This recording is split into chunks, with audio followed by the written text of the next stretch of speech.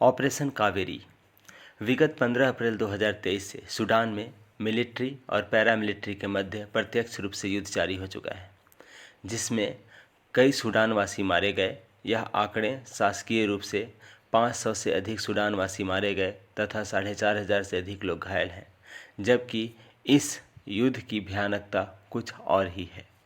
इसके आलोक में भारत सरकार ने ऑपरेशन कावेरी चलाया है, जिसमें भारतीय राज्य मंत्री मुरलीधरन के देखरेख में यह कार्यक्रम चलाया जा रहा है। यह ऑपरेशन कावेरी के अंतर्गत सूडान में फंसे भारतीयों को भारत लाने के लिए एयरलिफ्ट तथा जल मार्ग का सहायता लिया जा रहा है। एयरलिफ्ट के लिए C-130 एयरक्राफ्ट वायुसेना से तथा C-17 ग्लोब मास्टर एयरक्राफ्ट का उपयोग किया जा रहा है। C-17 ग्लोब मास्टर वायुसेना को वायु जहाज़ को देश की पहली महिला एवं एकमात्र महिला पायलट जिसने चलाया हरराज कौर बोपार आए हैं, जिन्होंने एयरलिफ्ट के द्वारा सूडान से भारतीयों को भारत लाया। साथ ही साथ जल मार्ग से भारतीयों को भारत लाने का कार्य INS सुमेधा तथा INS तरकस से किया जा रहा है। सूडान समस्या की शुरुआत 2019 से देखने को मिलता है, परंतु इसका वास्तविक बीज 2003 में ही बो दिया गया था, जब सूडान में एक अर्ध पैरा बल का गठन किया गया। जब सूडान में युद्ध हुआ, दारफूर का युद्ध या लैंड क्रूजर युद्ध 2003 में, तब एक अर्ध पैरा बल या अर्ध सैनिक बल का गठन किया गया, जिसका नाम था RSF रैपिड सपोर्ट फोर्स।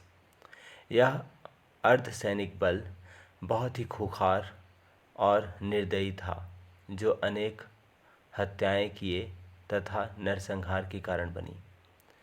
आगे होते हुए 2019 में मिलिट्री और पैरामिलिट्री के बीच में अपने वर्चस्व की लड़ाई 2019 में इस पैरामिलिट्री बल के अत्याचारों को ध्यान में रखते हुए तथा तत्कालीन राष्ट्रपति अल बशीर के अत्याचारों को ध्यान में रखते हुए जनता रोड पे आई और उन्हें सत्ता से हटाने के लिए प्रदर्शन करने लगी, और इसका फ़ायदा भी हुआ।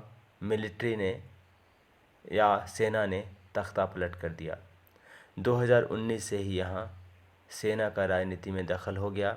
इस प्रकार से हम कह सकते हैं कि सूडान एक राजनीतिक अस्थिर देश बन गया और यहाँ की जनता लोकतांत्रिक शासन और सरकार में अपनी भूमिका की मांग करने लगी।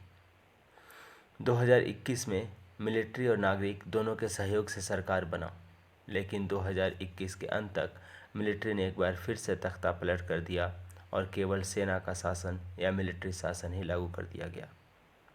अब मिलिट्री शासन में यहाँ के राष्ट्रपति बना दिए गए मिलिट्री के चीफ या सेना के चीफ अब्देल फतेह अल बुरहान, जबकि उपराष्ट्रपति RSF रैपिड सपोर्ट फोर्स के लीडर मोहम्मद हमदान डगालो, इन्हें उपराष्ट्रपति बना दिया गया।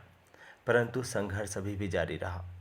अभी भी सिविलियन रूल को बनाने के संबंध में बार बार आवाज़ उठते रहे। सिविलियन रूल यानी चुनाव के द्वारा सरकार का गठन हो, ऐसा जनता का मांग समय समय पर उठता रहा। सिविलियन रूल को मद्देनज़र रखते हुए मिलिट्री चीफ ने यह डिसाइड किया कि अगले 2 सालों में यहाँ सिविलियन रूल लागू कर दिया जाएगा, यानी 2023 तक चुनाव करा दिया जाएगा और लोकतांत्रिक ढंग से चुना हुआ सरकार का शासन होगा। जबकि यहीं पे RSF के चीफ यानी उपराष्ट्रपति रैपिड सपोर्ट फोर्स जो अर्धसैनिक बल है, पैरामिलिट्री है, उनका कहना है कि 10 साल तक सरकार इसी प्रकार से चलाई जाए और 10 सालों बाद लोकतांत्रिक सरकार का गठन हो। यह अभी वर्तमान लड़ाई यही है कि मिलिट्री और पैरामिलिट्री अपने अपने हितों को ध्यान में रखते हुए मिलिट्री चाहती है कि 2 साल के मध्य में ही चुनाव हो, जबकि पैरामिलिट्री चाहती है कि 10 साल तक यह स्थिति यथावत बना रहे।